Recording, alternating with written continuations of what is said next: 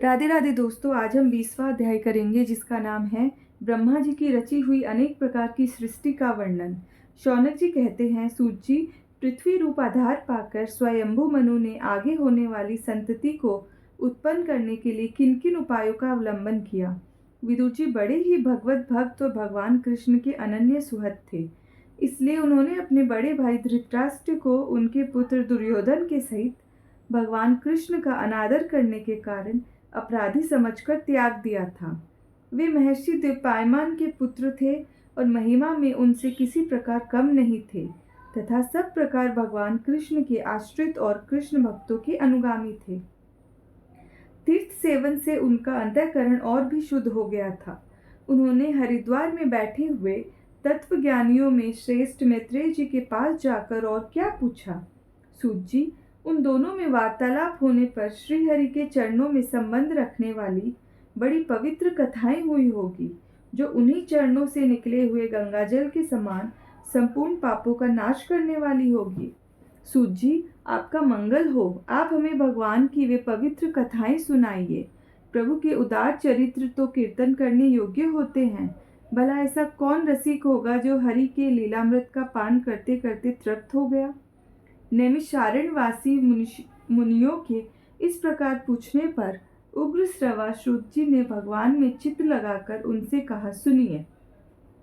सूत जी ने कहा, मुनिगण, अपनी माया से वराह रूप धारण करने वाले हरि की रसातल से पृथ्वी को निकालने और खेल में ही तिरस्कार पूर्वक हिरण्याक्ष को मार डालने की लीला सुनकर विदुर जी को बड़ा आनंद हुआ और उन्होंने मुनिवर मैत्रेय जी से कहा।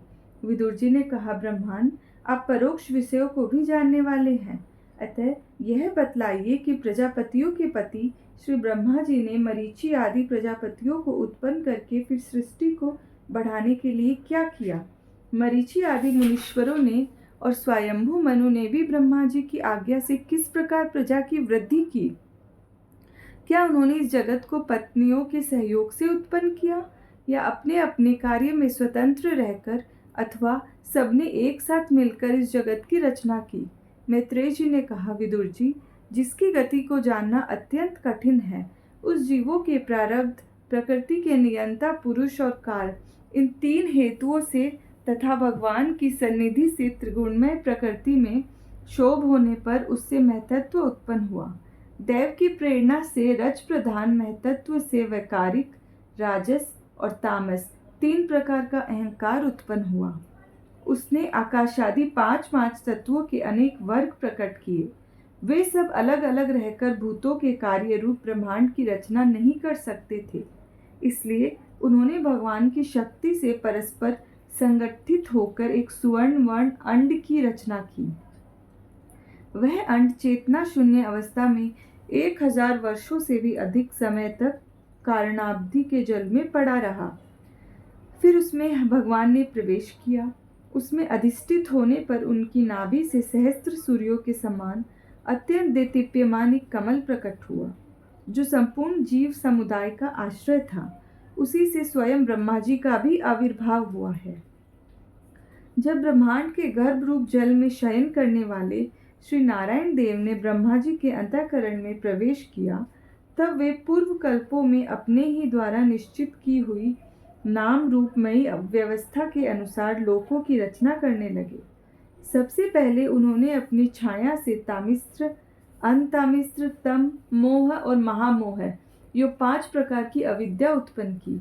ब्रह्मा जी को अपना वह तमोमय शरीर अच्छा नहीं लगा, अतः उन्होंने उसे त्याग दिया।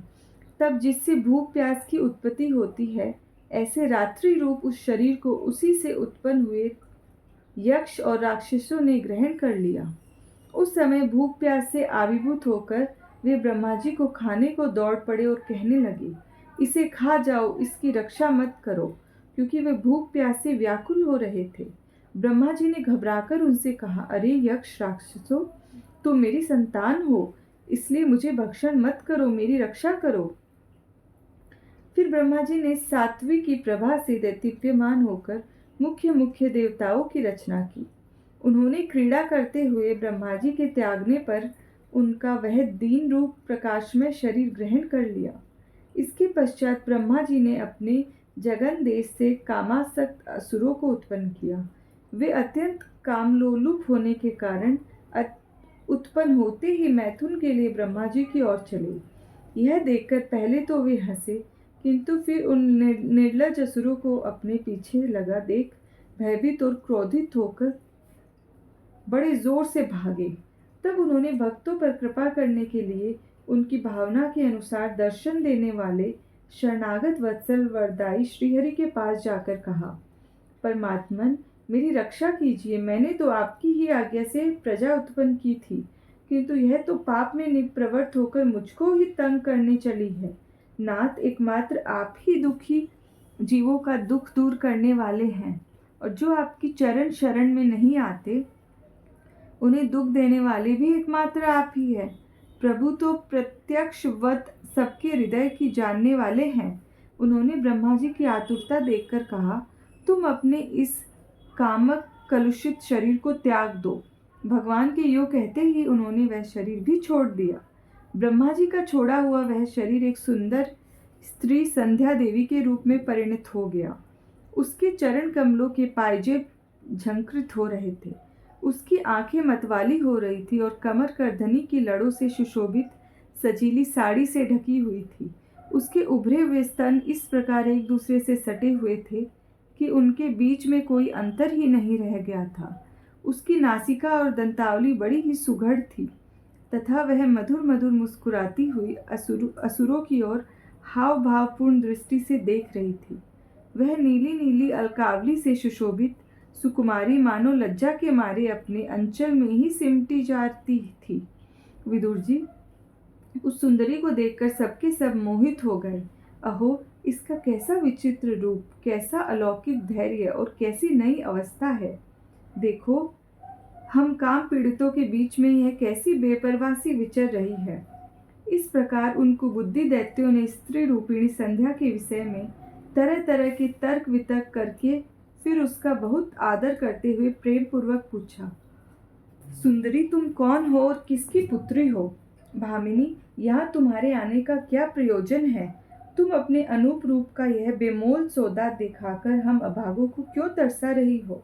अबले तुम कोई भी क्यों न हो, हमें तुम्हारे दर्शन हुआ, यह बड़े सौभाग्य की बात है। तुम अपनी गेंद उछाल उछाल कर तो हम दर्शकों के मन को मथे डालती हो। सुंदरी, जब तुम उछलती हुई गेंद पर अपनी हथेली की थपकी मारती हो, तब तुम्हारा चरण कमल एक जगह नहीं ठहरता। तुम्हारा कटी प्रदेश स्थूल स्तनों के भार से थकसा जाता है और तुम्हारी निर्मल दृष्टि से भी थकावट झलकने लगती है। अहो, तुम्हारा केशपाश कैसा सुंदर है। इस प्रकार स्त्री रूप से प्रकट हुई उस सायंकालीन संध्या ने उन्हें अत्यंत कामासक्त कर दिया और उन मूढ़ों ने उसे कोई रमणी रत्न समझकर ग्रहण कर लिया। तदंतर ब्रह्मा जी ने गंभीर भाव से हंसकर अपनी कांतिमयी मूर्ति से, जो अपने सौंदर्य का मानो आप ही आस्वादन करती थी, गंधर्व और अप्सराओं को उत्पन्न किया। उन्होंने ज्योत्स्ना रूप अपने उस कांतिमय प्रिय शरीर को त्याग दिया। उसी को विश्वावसु आदि गंधर्वों ने प्रसन्नता पूर्वक ग्रहण किया। इसके पश्चात भगवान ब्रह्मा ने अपनी तंद्रा से भूत पिशाच उत्पन्न किए। उन्हें दिगंबर और बाल बिखेरे देख उन्होंने आंखें मूंद ली। ब्रह्मा जी के त्यागे हुए उस जम्भाई रूप शरीर को भूत पिशाचों ने ग्रहण किया। इसी को निद्रा भी कहते हैं, जिससे जीवों की इंद्रियों में शिथिलता आती देखी जाती है। यदि कोई मनुष्य जूठे मुंह सो जाता है तो उस पर भूत पिशाच आदि आक्रमण करते हैं, उसी को उन्माद कहते हैं। फिर भगवान ब्रह्मा ने भावना की कि मैं तेजोमय हूँ और अपने अदृश्य रूप से साध्य गण एवं पितृगण को उत्पन्न किया। पितरों ने अपनी उत्पत्ति के स्थान उस अदृश्य शरीर को ग्रहण कर लिया। इसी को लक्ष्य में रखकर पंडित जन श्राद्धादि के द्वारा पितर और साध्य गणों को क्रमश पिंड और हव्य अर्पण करते हैं। अपनी तिरोधान शक्ति से ब्रह्मा जी ने सिद्ध और विद्याधरों की सृष्टि की और उन्हें अपना वह अंतर्धान नामक अद्भुत शरीर दिया। एक बार ब्रह्मा जी ने अपना प्रतिबिंब देखा, तब अपने को बहुत सुंदर मानकर उस प्रतिबिंब से किन्नर और किम पुरुष उत्पन्न किए। उन्होंने ब्रह्मा जी के त्याग देने पर उनका वह प्रतिबिंब शरीर ग्रहण किया। इसलिए ये सब उस काल में अपनी पत्नियों के साथ मिलकर ब्रह्मा जी के गुण कर्मादि का गान किया करते हैं। एक बार ब्रह्मा जी सृष्टि की वृद्धि न होने के कारण बहुत चिंतित होकर हाथ पैर आदि अवयवों को फैलाकर लेट गए और फिर क्रोधवश उस भोगमय शरीर को त्याग दिया। उससे जो बाल झड़कर गिरे वे अही हुए तथा उसके हाथ पैर सिकोड़कर चलने से क्रूर स्वभाव सर्प और नाग हुए, जिनका शरीर फर्ण रूप से कंधे के पास बहुत फैला होता है। एक बार ब्रह्मा जी ने अपने को कृतकृत्य सा अनुभव किया।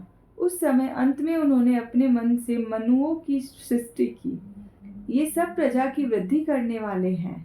मनस्वी ब्रह्मा जी ने उनके लिए अपना पुरुषाकार शरीर त्याग दिया। मनुओं को देखकर उनसे पहले उत्पन्न हुए देवता गंधर्वादी ब्रह्मा जी की स्तुति करने लगे। वे बोले, विश्वकर्ता ब्रह्मा जी, आपकी यह सृष्टि बड़ी ही सुंदर है। इसमें अग्निहोत्र आदि सभी कर्म प्रतिष्ठित है। इसकी सहायता से हम भी अपना अन्न ग्रहण कर सकेंगे। फिर आदि ऋषि ब्रह्मा जी ने इंद्रिय संयम पूर्वक तप, विद्या, योग और समाधि से उत्पन्न हो अपनी प्रिय संतान ऋषिगण की रचना की और उनमें से प्रत्येक को अपने समाधि, योग, ऐश्वर्य, तप, विद्या और वैराग्य में शरीर का अंश दिया। राधे राधे दोस्तों, आज अब हम 21वां अध्याय करेंगे जिसका नाम है कर्दम जी की तपस्या और भगवान का वरदान। विदुर जी ने पूछा, भगवान, स्वयंभू मनु का वंश बड़ा आदरणीय माना जाता है। उनमें मैथुन धर्म के द्वारा प्रजा की वृद्धि हुई थी। अब आप मुझे उसी की कथा सुनाइए। ब्रह्मांड, आपने कहा था कि स्वयंभू मनु के पुत्र प्रियव्रत और उत्तानपाद के 7 दीपों वाली पृथ्वी का धर्म पूर्वक पालन किया था तथा उनकी पुत्री जो देवहूति नाम से विख्यात थी, कर्दम प्रजापति को ब्याही गई थी। देवहूति योग के लक्षण यमादि से संपन्न थी। उससे महायोगी कर्दम जी ने कितनी संतानें उत्पन्न की, वह सब प्रसंग आप मुझे सुनाइए। मुझे उससे सुनने की बड़ी इच्छा है। इसी प्रकार भगवान रुचि और ब्रह्मा जी के पुत्र दक्ष प्रजापति ने भी मनु की कन्याओं का पानी ग्रहण करके उनसे किस प्रकार क्या क्या संतान उत्पन्न की, यह सब चरित भी मुझे सुनाइए। मैत्रेय जी ने कहा, विदुर जी, जब ब्रह्मा जी ने भगवान कर्दम को आज्ञा दी कि तुम संतान की उत्पत्ति करो, तो उन्होंने 10,000 वर्षों तक सरस्वती नदी के तीर पर तपस्या की। वे एकाग्र चित्त से प्रेम पूर्वक पूजनोपचार द्वारा शरणागत वरदायक श्री हरि की आराधना करने लगे। तब सत्ययुग के आरंभ में कमल नयन भगवान श्री हरि ने उनकी तपस्या से प्रसन्न होकर उन्हें अपने शब्द ब्रह्मामय रूप स्वरूप से मूर्तिमान होकर दर्शन दिए। भगवान की वह भव्य मूर्ति सूर्य के समान तेजोमयी थी। वे गले में श्वेत कमल और कुमुद के फूलों की माला धारण किए हुए थे। मुख कमल नीली और चिकनी अलकावली से सुशोभित था। वे निर्मल वस्त्र धारण किए हुए थे। सिर पर झिलमिलाता हुआ सुवर्णमय मुकुट, कानों में जगमगाते हुए कुंडल और कर कमलों में शंख, चक्र, गदा आदि आयुध विराजमान थे। उनके एक हाथ में क्रीड़ा के लिए श्वेत कमल सुशोभित था। प्रभु की मधुर मुस्कान भरी चितवन चित्त को चुराए लेती थी। उनके चरण कमल गरुड़ जी के कंधों पर विराजमान थे तथा वक्षस्थल में श्री लक्ष्मी जी और कंठ में कौस्तुभ मणि सुशोभित थी। प्रभु की इस आकाश स्थित मनोहर मूर्ति का दर्शन करके कर्दम जी को बड़ा हर्ष हुआ, मानो उनकी सभी कामनाएं पूर्ण हो गई। उन्होंने सानंद हृदय से पृथ्वी पर सिर टेककर भगवान को साष्टांग प्रणाम किया और फिर प्रेम प्रवण चित्त से हाथ जोड़कर सुमधुर वाणी से उनकी स्तुति करने लगे। कर्दम जी ने कहा, स्तुति करने योग्य परमेश्वर, आप संपूर्ण सत्वगुण के आधार है। योगीजन उत्तरोत्तर शुभ योनियों में जन्म लेकर अंत में योगस्थ होने पर आपके दर्शनों की इच्छा करते हैं। आज आपका वही दर्शन पाकर हमें नेत्रों का फल मिल गया। आपके चरण कमल भव सागर से पार जाने के लिए जहाज है। जिनकी बुद्धि आपकी माया से मारी गई है, वे ही उन तुच्छ क्षणिक विषय सुखों के लिए जो नरक में भी मिल सकते हैं, उन चरणों का आश्रय लेते हैं। किंतु स्वामिन, आप तो उन्हें वे विषय भोग भी दे देते हैं। प्रभु, आप कल्प वृक्ष है, आपके चरण समस्त मनोरथों को पूर्ण करने वाले हैं। मेरा हृदय काम कलुषित है, मैं भी अपने अनुरूप स्वभाव वाली और गृहस्थ धर्म के पालन में सहायक शीलवती कन्या से विवाह करने के लिए आपके चरण कमलों की शरण में आया हूँ। सर्वेश्वर, आप संपूर्ण लोकों के अधिपति हैं। नाना प्रकार की कामनाओं में फंसा हुआ यह लोक आपकी वेदवाणी रूप डोरी से बंधा है। धर्म मूर्ति उसी का अनुगमन करता हुआ मैं भी काल रूप आपको आज्ञा पालन रूप पूजोपहार आदि समर्पित करता हूँ। प्रभु, आपके भक्त विषयासक्त हो लोगों और उन्हीं के मार्ग का अनुसरण करने वाले मुझ जैसे कर्म जड़ पशुओं को कुछ भी न गिनकर आपके चरणों की छत्र छाया का भी आश्रय लेते हैं तथा परस्पर आपके गुणगान रूप मादक सुधा का ही पान करके अपने शुदा पिपासादि देह धर्मों को शांत करते रहते हैं। प्रभु, यह काल चक्र बड़ा प्रबल है, साक्षात ब्रह्मा ही इसके घूमने की धुरी है। अधिक मास सहित 13 महीने अरे हैं, 360 दिन जोड़ है, 6 ऋतुएं नेमी हैं, अनंत क्षण पल आदि इसमें पत्राकार धाराएं हैं तथा 3 चातुर्मास्य इसके आधारभूत नाभि है। यह अत्यंत वेगवान संवत्सर रूप काल चक्र चराचर जगत की आयु का छेदन करता हुआ घूमता रहता है, किंतु आपके भक्तों की आयु का हास नहीं कर सकता।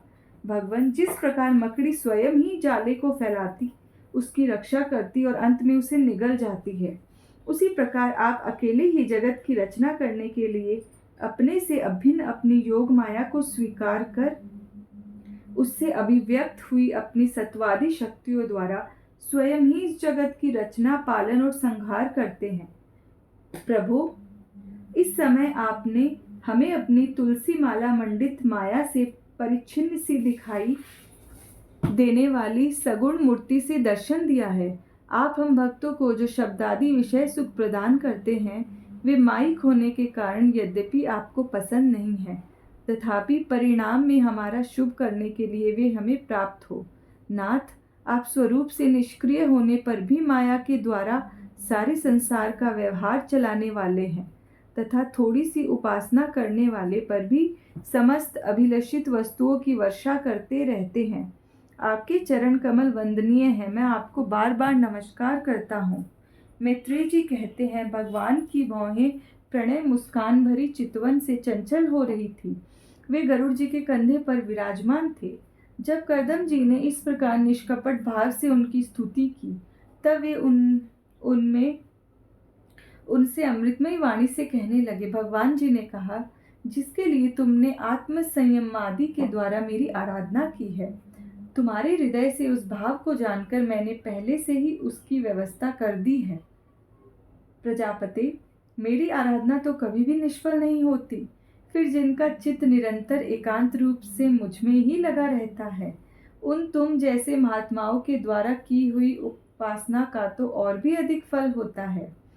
प्रसिद्ध यशस्वी सम्राट स्वयंभू मनु ब्रह्मवर्त में रहकर 7 समुद्र वाली सारी पृथ्वी का शासन करते हैं। विप्रवर, वे परम धर्मज्ञ महाराज महारानी शत्रुपा के साथ तुमसे मिलने के लिए परसों यहाँ आएंगे। उनकी एक रूप यौवन शील और गुणों से संपन्न श्याम लोचना कन्या इस समय विवाह के योग्य है। प्रजापति, तुम सर्वदा उसके योग्य हो, इसलिए वे तुम्ही को वह कन्या अर्पण करेंगे। ब्रह्मांड गत अनेकों वर्षों से तुम्हारा चित्त जैसी भार्या के लिए समाहित रहा है। अब शीघ्र ही वह राजकन्या तुम्हारी वैसी ही पत्नी होकर यथेष्ट सेवा करेगी। यह तुम्हारा वीर्य अपने गर्भ में धारण कर उससे 9 कन्याएं उत्पन्न करेगी और फिर तुम्हारी उन कन्याओं से लोक रीति के अनुसार मरीचि आदि ऋषिगण पुत्र उत्पन्न करेंगे। तुम भी मेरी आज्ञा का अच्छी तरह पालन करने से शुद्धचित हो, फिर अपने सब कर्मों का फल मुझे अर्पण कर मुझको ही प्राप्त होगे। जीवों पर दया करते हुए तुम आत्मज्ञान प्राप्त करोगे और फिर सबको अभयदान दे अपने सहित संपूर्ण जगत को मुझ में और मुझको अपने में स्थित कर देखोगे। महामुने, मैं भी अपने अंश कलारूप से तुम्हारी वीर्य द्वारा तुम्हारी पत्नी देवहूति के गर्भ से अवतीर्ण होकर सांख्य शास्त्र की रचना करूंगा। मैत्रेय जी ने कहा, विदुर जी, कर्दम ऋषि से इस प्रकार संभाषण करके इंद्रियों के अंतर्मुख होने पर प्रकट होने वाले श्री हरि सरस्वती नदी से घिरे हुए बिंदुसर तीर्थ से अपने लोक को चले गए। भगवान के सिद्ध मार्ग की सभी सिद्धेश्वर प्रशंसा करते हैं। वे कर्दम जी के देखते देखते अपने लोक को सिधार गए। उस समय गरुड़ जी के पक्षों से जो साम की आधारभूता ऋचाएं निकल रही थी, उन्हें वे सुनते जाते थे। विदुर जी, श्रीहरि के चले जाने पर भगवान कर्दम उन्हें बताए हुए समय की प्रतीक्षा करते हुए बिंदु सरोवर पर ही ठहरे रहे। वीरवर, इधर मनुजी भी महारानी शतरूपा के साथ सुवर्ण जटिल रथ पर सवार होकर तथा उस पर अपनी कन्या को भी बिठाकर पृथ्वी पर विचरते हुए जो दिन भगवान ने बताया था, उसी दिन शांति परायण महर्षि कर्दम के उस आश्रम पर पहुंचे। सरस्वती के जल से भरा हुआ यह बिंदु सरोवर वह स्थान है जहां अपने शरणागत भक्त कर्दम के प्रति उत्पन्न हुई अत्यंत करुणा के वशीभूत हुए भगवान के नेत्रों से आंसुओं की बूंदें गिरी थी।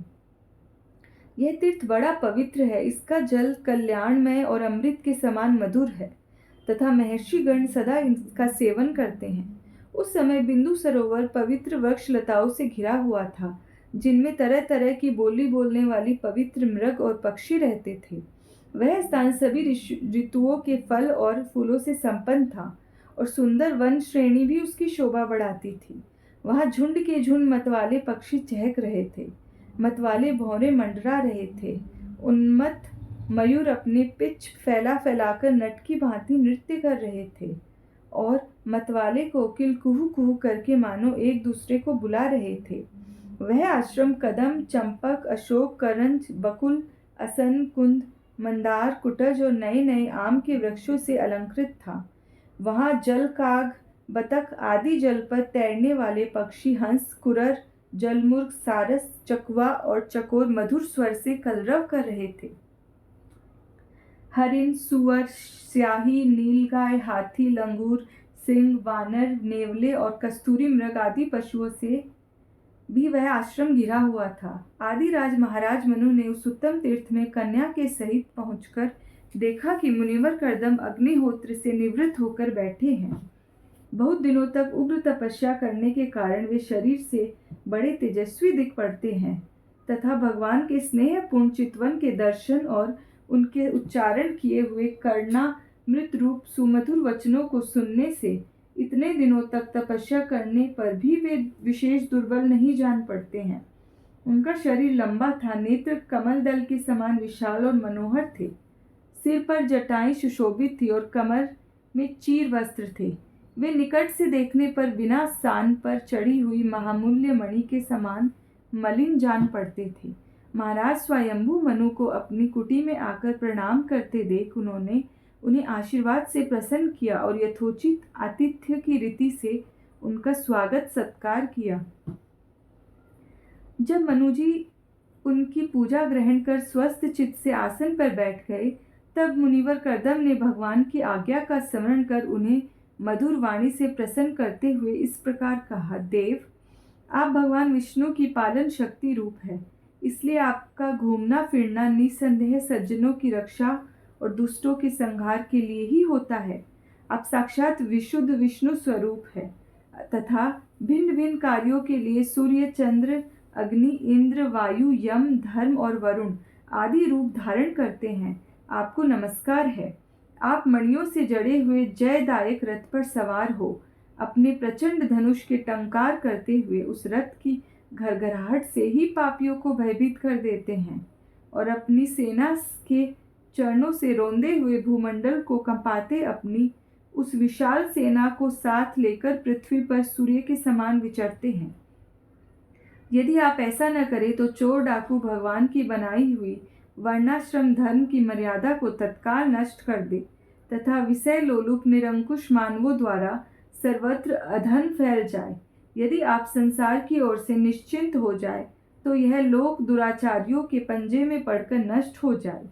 तो भी वीरवर मैं आपसे पूछता हूँ कि इस समय यहाँ आपका आगमन किस प्रयोजन से हुआ है। मेरे लिए जो आज्ञा होगी उसे मैं निष्कपट भाव से सहज स्वीकार करूँगा। राधे राधे दोस्तों।